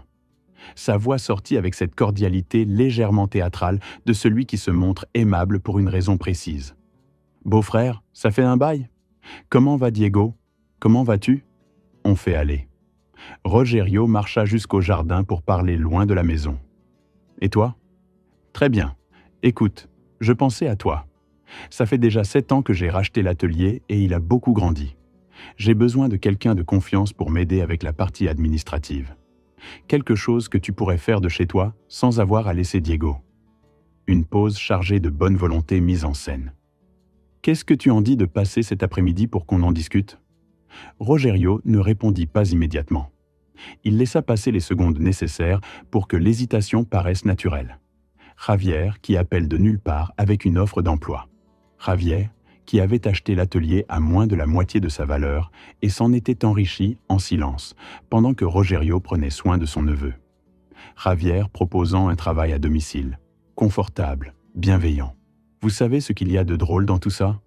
L'homme qui te vole ton atelier, te vole ta femme et finance le fauteuil roulant de ton fils pendant 7 ans, puis t'appelle pour t'offrir un emploi comme si c'était une faveur. La créativité du malhonnête surpasse parfois celle de l'honnête, par pure nécessité de survie. « Bien sûr, » dit Rogerio. « Je peux passer à 16 heures ?» Il appela immédiatement Manuel. « Javier sait quelque chose ?» Manuel réagit sans hésiter quand Rogerio eut fini d'expliquer. « Cet appel n'est pas gratuit. Soit Béatrice l'a déjà prévenu, soit il essaie d'évaluer ce que vous savez. » Une pause. « Ça peut être positif ou négatif, selon votre jeu. » Comment je joue ? Allez-y, acceptez la conversation. Laissez-le croire que vous ne soupçonnez rien. Et quand le bon moment se présentera, et il se présentera, mentionnez les examens de Diego, la possibilité d'amélioration. Observez sa réaction. Et pendant que je serai là-bas, je reste près de la maison. Diego garde caméra et enregistreur en marche. Rogerio raccrocha et resta un moment à regarder son téléphone. Il y avait quelque chose de presque ironique dans cet instant. Lui, qui avait passé 7 ans à accepter sans questionner ce qu'on lui donnait, apprenait maintenant à jouer un jeu qu'il n'avait jamais demandé à jouer. La vie a cette fâcheuse habitude d'enseigner les leçons les plus importantes au pire moment possible. À 15h30, Rogerio entra dans la chambre de Diego. Son fils était à l'ordinateur, en train de lire quelque chose. Il y avait en lui une vitalité, subtile, mais perceptible pour qui connaissait chaque nuance de ce visage, que Rogerio attribuait directement à l'absence des comprimés déguisés en vitamines. 3 jours sans les prendre, 3 jours avec les médicaments réels prescrits par le docteur Mendes, camouflés dans le même emballage pour ne pas éveiller les soupçons. 3 jours, et déjà il y avait une différence que des yeux exercés pouvaient en lire. « Je sors pour quelques heures, » dit Rogerio. « Javier m'a invité à l'atelier. » Diego se retourna. Son expression fut immédiatement en alerte. « L'oncle Javier ? Oui, reste à la maison. Manuel est dehors. Au moindre problème ? Le bouton. » Diego leva son poignet avec la montre en plastique. « Je sais. » Rogerio s'attarda à la porte une seconde, regardant son fils. Diego avait déjà reporté ses yeux sur l'écran, mais sa posture avait changé. Épaules légèrement relevées, menton 1 millimètre plus haut, le corps de quelqu'un qui est prêt. Regardez ce garçon. L'atelier Motores Montes se trouvait sur l'Avenida Madero, l'une des artères principales de Morelia. Rogerio avait choisi cette adresse des décennies plus tôt pour le passage. Bonne visibilité, accès facile, le type d'emplacement dont un atelier mécanique a besoin pour se constituer une clientèle sans dépendre uniquement du bouche à oreille. Il avait bâti sa réputation brique par brique, client après client, sur 12 ans. Le nom était encore là, l'enseigne sur la façade avec les lettres qu'il avait lui-même choisies. Sous le nom, le logo qu'il avait dessiné sur une serviette de restaurant à l'époque où il rêvait encore de ce commerce. Il y avait quelque chose de profondément perturbant à franchir la porte de ce qui vous appartient en devant faire semblant d'être un visiteur. Javier avait agrandi, plus de baies de service, de l'équipement neuf, 2 mécaniciens que Rogerio n'avait jamais vus. Les anciens, des gens qui avaient travaillé avec lui pendant des années, n'étaient plus là. La salle d'attente avait été rénovée avec des canapés en cuir et une télévision murale. Le bureau de Rogerio, le petit réduit avec la table en formica et le classeur métallique, avait été remplacé par un bureau vitré, fumé, avec du mobilier qui semblait provenir d'une entreprise plus grande qu'un simple atelier. Beau-frère. Javier apparut à la porte les bras ouverts, le sourire arrivant avant le corps. Ce genre de sourire qui vend des voitures d'occasion et fait croire au client qu'il a fait une bonne affaire. Quelle joie, mon vieux, ça fait un bail. Entre, entre. Laisse-moi te montrer ce qu'on a fait d'ici. Pour qui n'est jamais sorti du Brésil, ce poids-là est peut-être difficile à saisir. Mais au Mexique, il existe un type d'étiquette spécifique entre hommes d'affaires qui mêle l'affection et la hiérarchie de manière très particulière. L'accolade vigoureuse, la tape dans le dos, le « beau-frère » prononcé avec cet accent d'appartenance. Tout cela est un langage. Et le langage de Javier disait « Nous sommes famille, tout va bien. Il n'y a aucun problème ici. » Le problème avec ce langage, c'est qu'il ne fonctionne que tant que l'autre est aussi disposé à le parler. Rogerio le parla pendant 1 heure, accepta le whisky dont il ne voulait pas, fit des commentaires amicaux sur les améliorations de l'atelier, écouta la proposition de travail, une comptabilité basique pour un salaire qui aurait été insultant entre étrangers et qui était criminel vu l'histoire, avec le visage de quelqu'un qui considère sérieusement l'offre, posa des questions sur la famille de Javier, laissa l'autre parler, et quand l'ouverture se présenta, il la saisit avec le naturel de celui qui avait répété mentalement une 10aine de fois. D'ailleurs, le nouveau médecin de Diego trouve des résultats intéressants dans les examens. Javier avait saisi son verre. Le verre s'immobilisa à mi-chemin de sa bouche. Intéressant comment ? Des réponses musculaires qui ne correspondent pas au diagnostic initial. Rogerio haussa les épaules comme quelqu'un rapportant un détail de routine. Il a dit qu'il allait faire des tests plus poussés la semaine prochaine, qu'il existe une possibilité que le diagnostic doive être révisé. Javier reposa son verre sur la table. Trop lentement. Révisé ? La voix était posée, mais il y avait quelque chose en dessous que Rogerio reconnaissait. Le son de quelqu'un qui fait un effort pour empêcher son ton de changer. Après 7 ans, c'est ce qu'il dit. Rogerio ouvrit les mains dans un geste d'ignorance. Ça ne donnera peut-être rien, mais le docteur semblait plutôt confiant. Javier resta silencieux pendant 3 secondes, suffisamment longues pour révéler ce qu'un homme moins prudent aurait laissé échapper en paroles. Puis le sourire revint, mais avec une seconde de retard, et avec l'effort visible de quelqu'un qui remet un masque qui a glissé. Quelle bonne nouvelle, beau-frère. La voix sortit trop chaleureuse, trop enthousiaste, comme celle de quelqu'un qui joue la joie devant une nouvelle qu'il ne veut pas entendre. Pourvu que ce soit vrai, Diego le mérite, hein ? Le pauvre garçon. Tout le monde serait content. Ce détail compte. Javier fêtait mentalement depuis 7 ans le diagnostic de son neveu. Maintenant, il devait feindre en temps réel que la perspective d'une guérison était une bonne nouvelle. Certains acteurs se préparent des années pour des scènes pareilles. Javier improvisa, et improvisa mal. Rogerio prit congé 20 minutes plus tard, déclina poliment l'offre d'emploi avec l'excuse qu'il avait besoin de réfléchir, et sortit par la même porte qu'il avait franchie en entrant. Sur le trottoir, sans se retourner, il appela Manuel. Il a téléphoné à quelqu'un alors que j'étais encore là. Je sais, répondit Manuel. À Béatrice ? 2 minutes après que vous avez mentionné les examens. L'appel a duré 4 minutes et 40 secondes.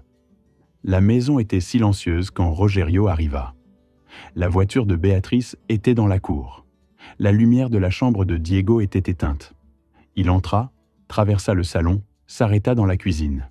Béatrice était là, de dos, manipulant quelque chose sur le plan de travail. Quand elle entendit des pas, elle se retourna avec naturel.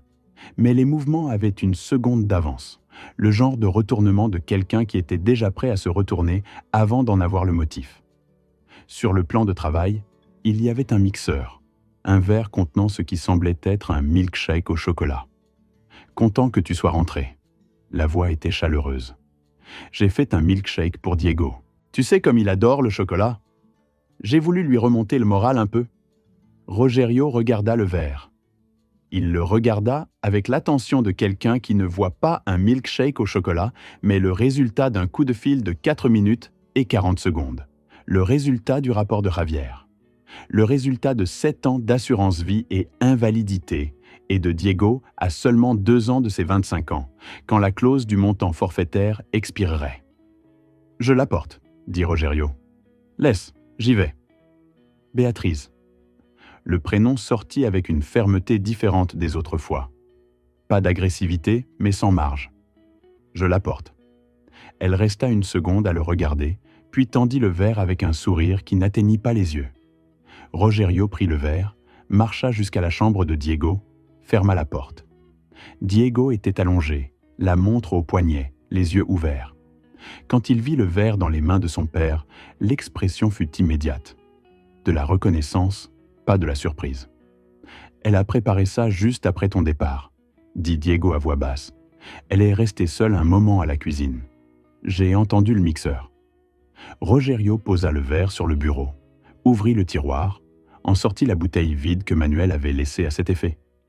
Avec précaution, il versa une bonne partie du contenu du verre dans la bouteille. Scella, rangea dans sa poche, compléta le verre avec de l'eau filtrée de la bouteille qui se trouvait dans la chambre. Maintenant, fais semblant de boire lentement, et ensuite, fais semblant de dormir. Diego prit le verre, regarda son père une seconde, non pour demander la permission, juste pour enregistrer l'instant. Puis il commença à boire lentement, avec l'expression satisfaite de celui qui déguste son favori de toujours. Rogerio sortit de la chambre, retourna à la cuisine. « Il avait faim, » dit-il à Béatrice. « Il a tout bu. » L'épaule de Béatrice descendit d'un demi-centimètre. La mâchoire se relâcha. Elle acquiesça avec le visage de la mère satisfaite. Regardez la froideur. Un demi-centimètre d'épaule, une mâchoire qui se détend. 7 ans de pratique enseignant au corps à célébrer de manière invisible. Rogerio alla au salon, resta le téléphone à la main en attendant le message de Manuel. Il arriva 8 minutes plus tard. Bouteille reçue, envoyée au laboratoire. Résultat dans 48 heures. Rogerio remit le téléphone dans sa poche et resta à regarder par la fenêtre du salon vers la cour, où la lumière du crépuscule tombait sur les plantes que Béatrice avait cultivées au fil des ans. Des fleurs oranges qu'elle disait adorer. Des pots en terre alignés avec ce soin que les gens appliquent à ce qu'ils veulent garder beau. Il y avait quelque chose de presque trop philosophique dans cette scène pour que Rogerio puisse l'apprécier. À cet instant précis, la femme qui avait passé des années à administrer la paralysie de son fils avait cultivé un jardin impeccable dans la même maison. Les fleurs étaient vivantes et magnifiques. Rogerio les contempla et pensa que l'apparence est le moins cher des investissements et le plus coûteux quand elle s'effondre. 48 heures plus tard, l'appel du docteur Mendes arriva. « Monsieur Montes, les résultats de l'analyse chimique de l'échantillon qu'on m'a envoyé sont concluants. La voix du médecin était professionnelle, mais il y avait quelque chose en dessous, une retenue propre à celui qui rapporte ce qu'il ne voulait pas confirmer. L'échantillon contient des sédatifs puissants à forte concentration, ainsi qu'un relaxant musculaire à une dose qu'aucun médecin raisonnable ne prescrirait pour Diego. Combiné avec les analyses de sang montrant l'accumulation de ces substances sur la durée, une pause. Oui, nous avons un tableau qui configure une intoxication délibérée et prolongée. J'ai préparé un rapport complet. Quand vous serez prêt à alerter les autorités, je le remettrai en personne. Il manque encore une chose, dit Rogerio. J'ai besoin d'un aveu. Bref silence. Puis le docteur Mendes dit quelque chose que Rogerio n'attendait pas. Vous savez ce qui m'a mis la puce à l'oreille dès la première consultation? Diego m'a regardé quand j'ai demandé s'il sentait quelque chose dans ses jambes. Il n'a pas répondu tout de suite. Il a d'abord regardé par la fenêtre. Une pause. Quelqu'un qui ne sent rien n'a pas besoin de regarder par la fenêtre avant de dire qu'il ne sent rien. Rogerio garda le téléphone en main après la fin de l'appel, fixant le mur du salon. Le médecin avait perçu en une seule consultation ce que 7 ans d'amour n'avaient pas permis à Rogerio de voir. Non parce que Rogerio était aveugle, mais parce que l'amour et l'attention clinique regardent à des endroits différents. Et parfois, le bon endroit est celui que l'amour ne parvient pas à atteindre. Manuel était dans la cuisine quand Rogerio arriva avec la nouvelle. Il écouta tout, ferma son carnet avec ce calme de celui qui assemble la dernière pièce d'un puzzle dont il savait déjà comment il finirait. « Alors c'est aujourd'hui », dit-il. Il regarda Rogerio. « Vous avez cessé d'aimer » Rogerio réfléchit une seconde. « J'ai cessé de croire. Ce n'est pas la même chose. » Manuel acquiesça. « C'est suffisant. Il y a quelque chose sur quoi j'ai dû m'arrêter pour réfléchir après cet échange. Tout mensonge construit sur quelqu'un qui aime a besoin que cette personne continue d'aimer pour fonctionner. C'est l'amour qui soutient l'édifice, pas la haine, pas l'indifférence. Le jour où la victime cesse de croire est le jour où la structure entière commence à se fissurer. Rogerio n'avait pas cessé d'aimer son fils, il avait cessé de croire en sa femme. Et cette différence, aussi infime qu'elle paraisse, était exactement ce que Manuel avait besoin d'entendre. La dernière pièce du plan était la plus délicate. Manuel avait expliqué « Les preuves matérielles étaient solides, mais les procureurs travaillent mieux avec un aveu. Pas seulement pour sa valeur procédurale, mais pour le verrouillage qu'il produit. Quand l'accusé nie et que les preuves parlent d'elles-mêmes, il reste toujours l'argument de la coïncidence, de l'erreur, de l'interprétation. Quand l'accusé dit de sa propre bouche ce qu'il a fait, cette porte se ferme. Rogerio devait entamer une conversation que Béatrice ne percevrait pas comme un piège avant d'y être déjà enfermée. Et pour cela, il devait utiliser la seule chose qu'elle n'avait jamais réussi à acheter, contrôler ni droguer en 25 ans, l'amour qu'elle croyait encore qu'il éprouvait pour elle. Ce soir-là, après le dîner, quand Diego fut retourné dans sa chambre et qu'ils se retrouvèrent seuls au salon, Rogerio éteignit la télévision. Béatrice le regarda. « Il faut qu'on parle. » Il employa le ton qu'il utilisait quand le sujet était sérieux, mais que ce n'était pas une dispute. Le ton des conversations de couple qui commencent par du silence et finissent par une décision. Elle le reconnut immédiatement. C'était un langage à eux. « Qu'est-ce qu'il y a ?» Elle pivota sur le canapé, les genoux tournés vers lui. La posture de quelqu'un disposé à écouter. « Le docteur Mendes a appelé aujourd'hui ?» La posture changea. Subtilement, mais elle changea. Il dit que les analyses de sang de Diego révèlent des substances qu'il ne reconnaît pas comme faisant partie du traitement, des composés qui provoquent sédation et faiblesse musculaire. Rogerio parlait lentement, comme quelqu'un qui expose sans accuser. Il dit qu'il va notifier les autorités sanitaires. Béatrice resta immobile une seconde, puis « Ce médecin invente des problèmes là où il n'y en a pas. » La voix était ferme, très ferme. « Les médicaments de Diego sont tous sur ordonnance. J'ai tous les documents. » « Prescrits par qui, Béatrice ?» Rogerio la regarda, parce qu'en examinant le dossier, certaines ordonnances ne sont pas de la docteure Fuentes. Elles sont d'autres médecins qui l'a remplacée pendant ses absences. C'est normal dans n'importe quelle clinique. Des médecins que tu connaissais personnellement. Une pause de 2 secondes. Rogerio, je ne comprends pas où tu veux en venir. J'essaie de comprendre ce qui arrive à mon fils.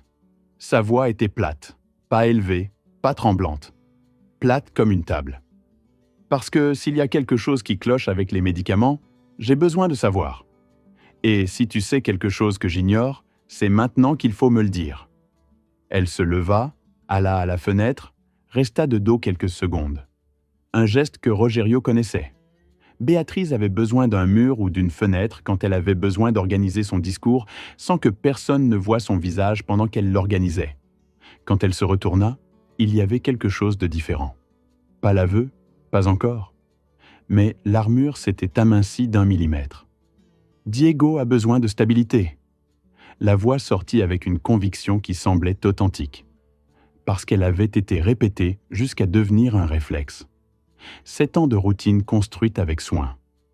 Toute perturbation dans ce traitement peut avoir des conséquences que ce nouveau médecin ne peut pas prévoir parce qu'il ne connaît pas l'historique. Et tu es en train de me dire que les médicaments sont nécessaires? Je suis en train de dire qu'ils ont été établis pour une raison.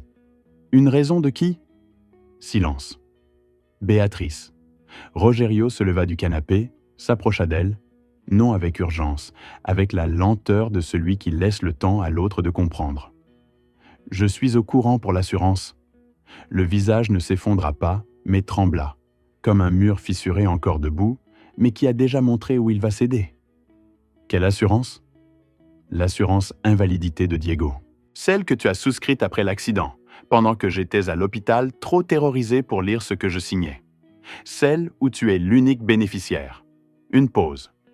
Celle qui verse un revenu mensuel tant que l'incapacité est maintenue. C'est une assurance normale. Tout le monde fait une assurance pour un fils et qui verse un montant forfaitaire s'il meurt avant 25 ans. La phrase tomba dans la pièce comme du verre qui se brise. Béatrice resta figée. Ses yeux ne clignèrent pas pendant plusieurs secondes. Observez. C'est le moment où le masque commence à glisser. Il ne tombe pas d'un coup. Un masque porté pendant 7 ans ne tombe pas d'un coup. Il glisse par morceaux, lentement, comme celui de quelqu'un qui réalise progressivement qu'il n'y a plus nulle part où aller, mais qui ne s'est pas encore arrêté de marcher. « Tu es en train de m'accuser de vouloir que mon fils meure ?» La voix sortit avec indignation. Mais l'indignation arriva avec une seconde de retard par rapport à ce qu'elle aurait eu si elle avait été authentique. « Je te dis ce que j'ai trouvé. » Rogerio alla au bureau, ouvrit le tiroir et posa les photographies sur la table. Béatrice et Javier au café. À l'entrée de l'hôtel, dans la voiture. Et je sais aussi pour Javier. Béatrice regarda les photographies, pas une seule, toutes, l'une après l'autre, avec l'expression de quelqu'un qui évalue ce que chaque image prouve et ce qui peut encore être nié. Des photos ne prouvent rien. Et le compte bancaire commun que vous avez ouvert il y a 5 ans, ça prouve? Silence. L'atelier qu'il a acheté à moins de la moitié de sa valeur et dont il t'a cédé 40% 3 mois après, ça prouve? Silence. Et le milkshake au chocolat que tu as préparé hier après-midi, juste après avoir reçu l'appel de Javier, ça prouve? L'air s'échappa des lèvres de Béatrice avec un son presque inaudible. Quel milkshake? Celui que j'ai envoyé en analyse chimique hier soir. Rogerio ne bougea pas, n'avança pas. Il n'en avait pas besoin. Le rapport est arrivé aujourd'hui. Le silence qui suivit fut différent de tous les autres silences de cette soirée. C'était le silence de quelqu'un arrivé au bout d'un couloir et qui trouve un mur là où il attendait une porte. Béatrice resta debout encore quelques secondes. Puis elle se dirigea vers le canapé et s'assit avec une lenteur qui n'était pas de la fatigue. C'était celle de quelqu'un dont le centre de gravité venait de se déplacer brusquement et qui apprend encore où poser son poids. Elle resta silencieuse un moment qui parut long. Quand elle parla, la voix sortit différente. Pas la voix de l'épouse, pas la voix de la mère, pas la voix de la femme qui gérait chaque détail avec la précision d'un mécanisme. C'était une voix plus ancienne, plus lasse, comme si le masque était tombé et qu'en dessous, il n'y avait que quelqu'un qui avait porté un poids trop lourd trop longtemps. Tu ne mesures pas combien ça m'a coûté de faire tourner la machine. Les mots sortaient lentement, chacun choisi. Toi à la maison en train de t'occuper de tout, moi au travail. Les factures, les thérapies, les médecins. 7 ans. Rogerio, moi aussi j'ai fait des sacrifices. Béatrice. Ne m'interromps pas. La voix gagna soudain en fermeté. La fermeté de quelqu'un qui se souvient qu'il reste encore quelque chose à défendre. Diego était pris en charge. Il était à la maison, en sécurité, avec son père présent chaque jour. Pas d'institution, pas d'abandon. Tu crois qu'un autre homme aurait fait ce que tu as fait? Je savais que tu resterais. Je savais que tu étais ce genre de personne. Rogerio la regarda. Elle venait de dire « sans s'en rendre compte, qu'elle avait compté sur son amour comme pièce du stratagème, que le dévouement de Rogerio était une ressource qu'elle avait incluse dans le calcul. Alors tu as utilisé ce que je ressens pour mon fils pour t'assurer que je resterais en place. Béatrice ouvrit la bouche, la referma, et tu as utilisé ce que Diego ressent pour moi pour t'assurer qu'il ne dirait rien. Le silence, cette fois, fut différent. Ce n'était plus l'armure. C'était le moment après la chute de l'armure, quand la personne qui était à l'intérieur réalise qu'elle est exposée et qu'il n'y a plus d'issue. C'était Javier. La voix sortit basse, sans la conviction des répliques précédentes. Il m'a convaincu. Il a dit qu'avec l'assurance et l'atelier, on pourrait construire une vie. Il a dit que Diego serait bien soigné, que tu serais présent, que... Béatrice. Elle s'arrêta. Tu as administré les médicaments. Tu as signé l'assurance. Tu as ouvert le compte bancaire avec lui. Rogerio parla sans élever la voix. Javier t'a convaincu, ou bien tu t'es laissé convaincre parce que tu voulais l'être? La question resta suspendue dans l'air. Et c'est à ce moment précis, pas quand les photos furent posées sur la table, pas quand le rapport fut mentionné, pas quand l'assurance fut révélée. C'est à ce moment, avec cette question spécifique à laquelle personne qui ment ne peut répondre sans se trahir, que la porte de la chambre de Diego s'ouvrit. Diego entra dans le couloir en fauteuil roulant. C'était une scène que Béatrice ne s'était jamais préparée à affronter. Le fils face à elle, pas le fils endormi, pas le fils passif attendant le prochain comprimé, le fils éveillé, présent, avec ses yeux à elle, la bouche de son père, et 7 ans de réponse contenue dans une expression qui n'était pas de la colère. C'était quelque chose de bien plus difficile à supporter que la colère. C'était de la compréhension. « Maman », la voix de Diego sortit ferme. « J'ai tout entendu. » Béatrice ouvrit la bouche, la referma, l'ouvrit à nouveau. « J'ai toujours senti mes jambes, maman. » Diego conduisit son fauteuil jusqu'au centre du salon et s'arrêta au milieu de l'espace entre ses parents. Depuis le début, des fourmillements, de la chaleur, parfois un spasme qui me réveillait la nuit. Chaque fois que je te le disais, tu me donnais ces capsules, et le lendemain, je ne sentais plus rien. Une pause. Et tu me disais que c'était mon cerveau qui me mentait. 7 ans à croire que mon propre corps me trompait. Parce que ma mère l'a dit. La mâchoire de Béatrice se contracta.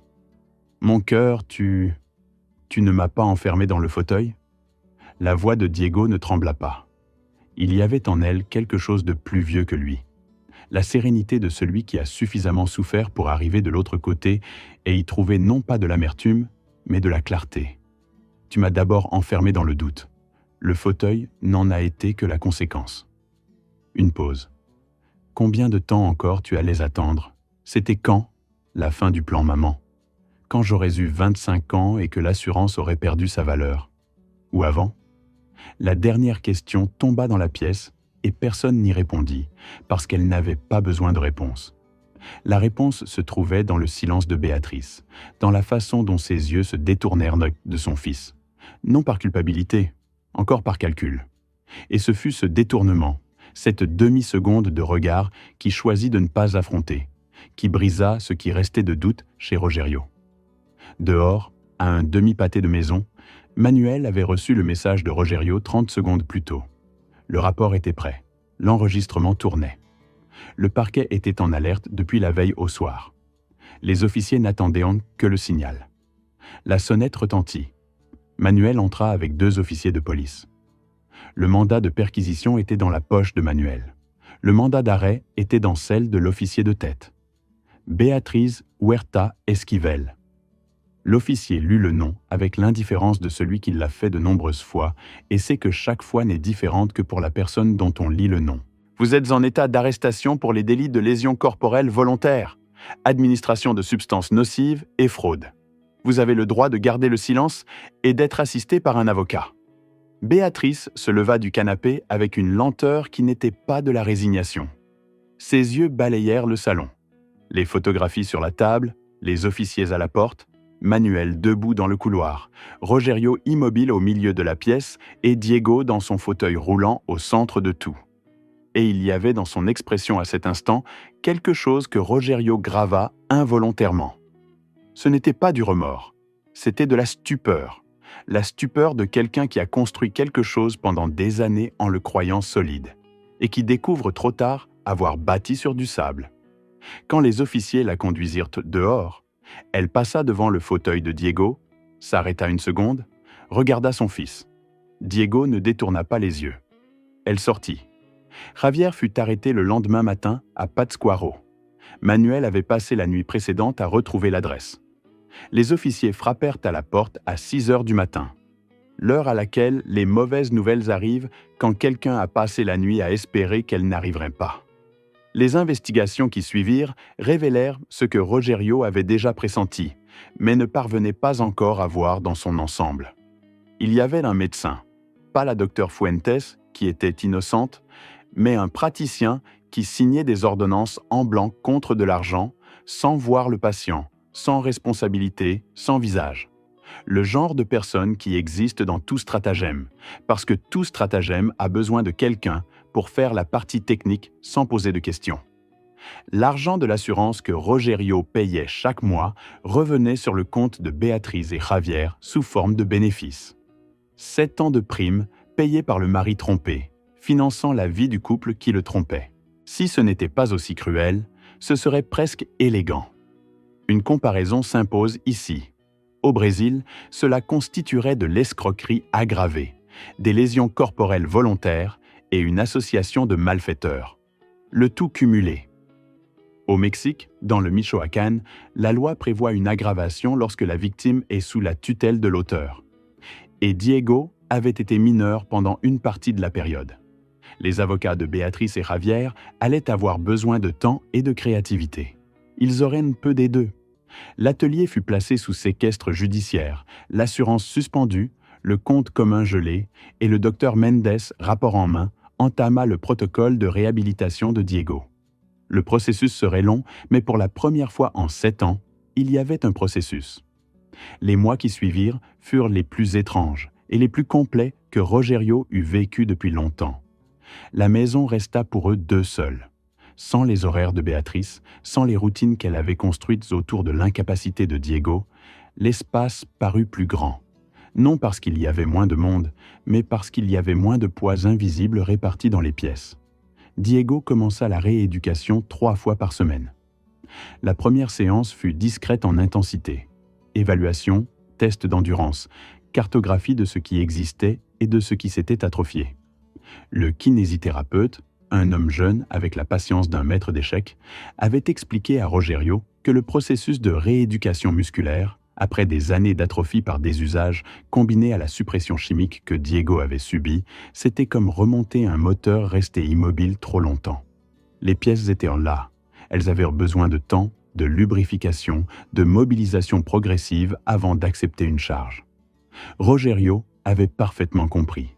C'était la première métaphore médicale en 7 ans qui faisait sens pour lui.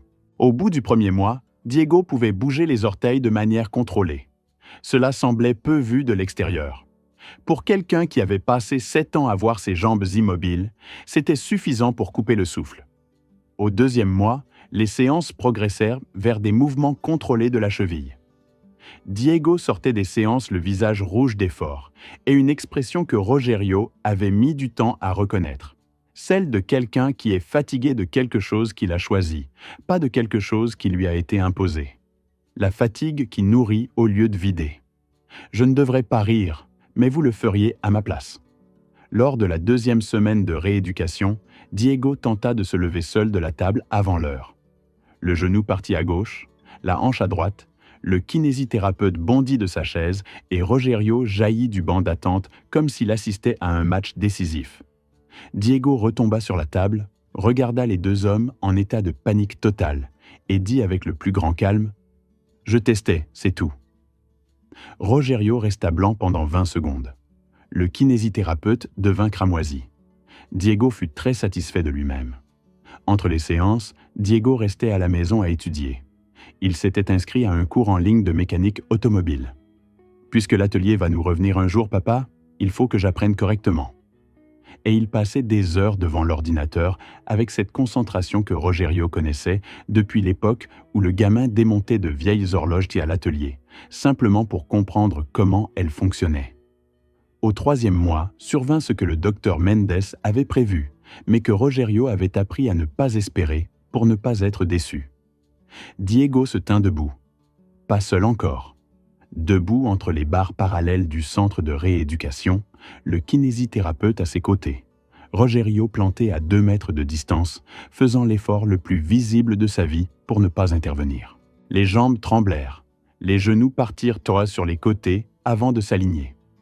Le visage de Diego était écarlate, les dents serrées, les articulations des doigts blanches sur la barre. Il resta debout quelques secondes, puis il se rassit dans le fauteuil et resta essoufflé 1 minute entière. Et alors il sourit, avec ce sourire que Rogerio avait vu pour la première fois au tacos de Don Chuy, large, venu du ventre de ceux qui ne demandent pas la permission, et il dit simplement « Encore ». Gravez cet instant, non parce que c'était la victoire. La victoire viendrait après, plus complète, avec davantage de témoins. Mais parce que c'était l'instant qui annonçait ce qui allait suivre. Un garçon de 23 ans, qui était resté immobile pendant 7 ans, qui avait appris que ses sensations étaient fausses, qui avait dormi des après-midi entiers à cause de comprimés que sa mère appelait vitamines. Ce garçon, les jambes tremblantes et le sourire aux lèvres, disant « encore » à son propre corps. Ce n'est pas de la rééducation, c'est une résurrection. Le jour où Diego marcha avec une canne arriva 3 mois après le début du traitement. Rogerio avait reçu un message du kinésithérapeute la veille. « Venez demain tôt, il est prêt ». Il avait peu dormi. Il était arrivé au centre avec 20 minutes d'avance et était resté dans la salle d'attente sans parvenir à lire la revue qu'il avait prise pour occuper ses mains. Martim et Lucia arrivèrent 10 minutes avant la séance. Diego avait demandé qu'il soit là. Le docteur Mendes vint plus tard, accompagné de 2 internes qu'il avait conviés sans en expliquer la raison. Ce n'est qu'après que Rogerio comprendrait que le médecin avait amené ces personnes non comme témoins du progrès d'un patient, mais comme leçon, pour qu'ils voient ce qu'une investigation minutieuse et le refus d'accepter un diagnostic clos pouvaient rendre à quelqu'un. Diego sortit du couloir avec la canne dans la main droite et le kinésithérapeute à un demi-pas derrière lui, sans le tenir, juste présent. Le couloir du centre de rééducation faisait environ 12 mètres. Diego les parcourut en entier, lentement, l'effort visible à chaque pas, la hanche compensant légèrement à droite, les pieds posés avec l'attention de celui qui réapprend quelque chose que le corps connaît, mais dont le système nerveux a oublié le rythme. Ce n'était pas la marche d'avant l'accident. C'était une autre marche, plus consciente, plus délibérée, portant dans chaque pas toute l'histoire qui était restée immobile pendant qu'il était immobile. Quand il arriva devant Rogerio, il s'arrêta. Les deux se regardèrent une seconde. Il n'y avait pas de phrase prête pour ce moment. Rogerio en avait imaginé plusieurs ces derniers mois. Des mots qui seraient assez grands pour contenir ce qu'il avait ressenti pendant 7 ans. Mais quand le moment arriva, aucun ne sortit. Il serra son fils dans ses bras, Diego debout, enlacé. « Pardon », dit Rogerio. Le mot sortit avant qu'il ne puisse en choisir un autre. Diego s'écarta légèrement pour regarder son père. « Pourquoi ? » ?»« Pour n'avoir pas vu. Pour avoir... »« Papa ?» Diego secoua la tête. « Tu ne m'as pas fait défaut. Tu as été trompé. Ce n'est pas la même chose. » Rogerio resta les yeux fermés 1 seconde. « Moi aussi j'ai été trompé, » dit Diego. La voix sortit simple, sans drame. « Tous les deux. Et tous les deux, on est là. » Martim applaudit du coin de la salle. Un seul battement de main. Puis il s'arrêta parce qu'il comprit que ce n'était pas le moment des applaudissements. Lucia avait le visage enfoui dans l'épaule de son mari. Le docteur Mendes restait debout à côté des internes, les bras croisés, le visage portant l'expression de celui qui confirme une hypothèse qu'il a eu du mal à soutenir, mais que la réalité vient de valider. Et les 2 internes, qui ne connaissaient pas l'histoire complète et étaient arrivés en pensant assister à une séance de rééducation ordinaire, restèrent silencieux. Il n'y avait rien à dire. La scène parlait d'elle-même. Le procès prit du temps, comme tous les procès. Mais Rogerio avait appris, en 7 ans à s'occuper de Diego, que le temps est la seule monnaie qui ne revient pas. Il pouvait attendre encore un peu. Il avait attendu des choses plus difficiles. Béatrice et Javier furent jugés ensemble. Le rapport du docteur Mendes, les enregistrements réalisés par Diego, les relevés bancaires réunis par Manuel et les témoignages de Rogerio et de Diego lui-même formèrent un ensemble de preuves que les avocats de la défense tentèrent de démonter pendant 3 audiences avant de reconnaître qu'il n'y avait pas de faille. Le jour du verdict, Rogerio se réveilla à 5 heures du matin.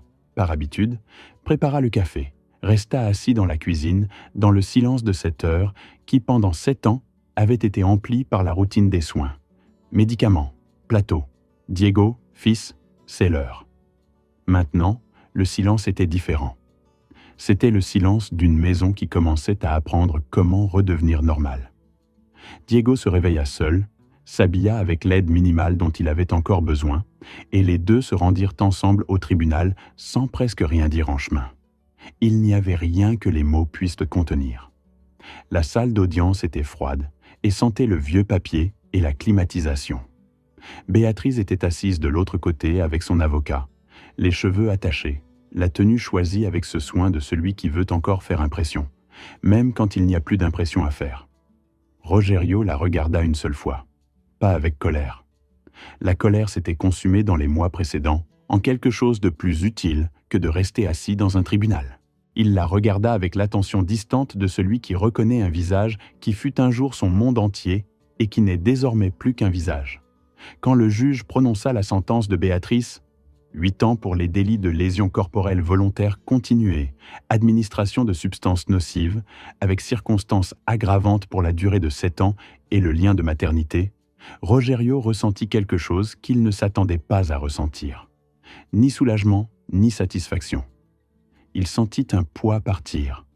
Un poids qui était resté si longtemps au même endroit qu'il avait cessé de le percevoir, comme quelqu'un qui vit près d'une cascade et finit par ne plus entendre le bruit de l'eau. 8 ans.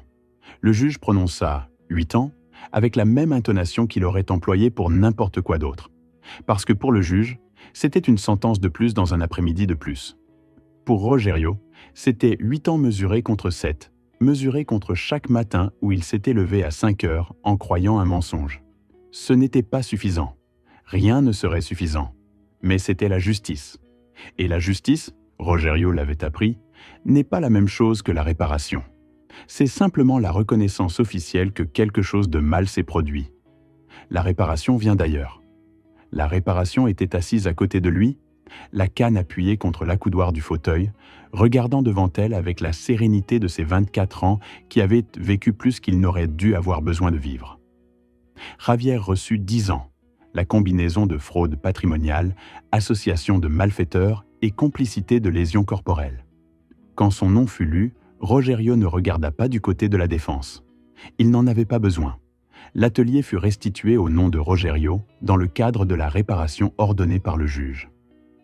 Il y avait aussi une réparation patrimoniale, calculée sur la base des années de bénéfices de l'atelier. Mais Rogerio avait dit à son avocat que l'argent était secondaire. Ce qu'il voulait récupérer ne se calculait pas en pesos. Pour les Brésiliens, cela serait comparable à ce qu'on appelle une réparation de dommages cumulée avec une action pénale. Le Brésil le permet, mais les procédures sont généralement séparées, ce qui allonge tout. Au Mexique, dans le Michoacán, le juge peut ordonner la réparation dans le cadre de la sentence pénale, ce qui accélère considérablement les choses. Dans ce cas, cela fit la différence. Quand le juge leva la séance, les deux sortirent bras par le couloir du tribunal, sans se presser. Diego au rythme qui était désormais le sien, Rogerio un demi-pas derrière, comme cela avait toujours été, mais pour une raison différente. Non plus par nécessité, par choix. Dehors, dans la lumière de midi à Morelia, Rogerio s'arrêta sur le trottoir de basalte. Celui qu'il avait appris à contourner avec le fauteuil roulant pendant 7 ans, chaque trou mémorisé, et regarda son fils. Diego contemplait la cathédrale au loin, la pierre de Cantera rose dans le soleil de midi, les 2 clochers culminant à 63 mètres qui, de près, font se sentir à la fois tout petit et très présent. « Papa, dis-moi, je veux retourner travailler à l'atelier. » Rogerio resta silencieux une seconde. « Tu es encore en rééducation. Je peux travailler assis à la partie administrative pendant que je me remets. Une pause. Je finis le cours en ligne. J'en sais déjà plus en mécanique que tu ne l'imagines. Rogerio laissa échapper un son qui était moitié rire, moitié soupir, ce mélange spécifique qui n'apparaît que quand on est heureux d'une façon qu'on n'aurait jamais cru possible à ce moment-là. Tu sais que tu vas me disputer chaque fois que je ferai une erreur sur un moteur. Certainement. Il va falloir te payer un salaire. Conséquent. Rogerio secoua la tête. Puis, il posa la main sur l'épaule de son fils. Pas comme soutien, pas comme guide, juste comme présence. Alors allons-y. Et les deux partirent sur le trottoir de basalte de Morelia en direction de la voiture, au rythme qui était le leur. Le fils avec sa canne, le père à ses côtés, la cathédrale rose derrière eux et le soleil de midi devant. Là où le soleil se trouve d'habitude quand une histoire arrive enfin là où elle devait. Il y a une chose que je dois dire avant de terminer. Pas comme leçon de développement personnel, comme quelqu'un qui est resté avec vous tout au long de cette histoire et ne peut pas en sortir sans dire ce qu'il ressent. Rogerio n'était pas un homme négligent. C'était un homme qui aimait trop pour soupçonner. Et certains entendront cette histoire en pensant « Comment a-t-il pu ne pas voir ?» Mais celui qui a déjà aimé pour de vrai connaît la réponse. Quand on aime quelqu'un de toutes ses forces, il arrive un point où l'on cesse de remarquer les détails parce qu'on est trop occupé à porter tout le poids. Et c'est précisément là, dans cet angle mort que le grand amour crée, que certaines personnes trouvent l'espace pour opérer. Diego sentait ses jambes. Pendant 7 ans, son corps essayait de dire la vérité. Et chaque fois qu'il essayait, quelqu'un à côté éteignait le signal. Et appelait cela un mensonge du cerveau. Combien d'entre vous ont déjà ressenti quelque chose? Une intuition, un malaise, une certitude qui n'avait pas encore de mots. Et quelqu'un à côté a dit que vous exagériez, que vous inventiez, que le problème venait de vous et non de la situation. Prêtez attention à cette question. Je ne parle pas seulement de fils et de mère. Je parle de toute relation où quelqu'un détient un pouvoir sur ce que vous croyez de vous-même. Faites confiance à ce que vous ressentez.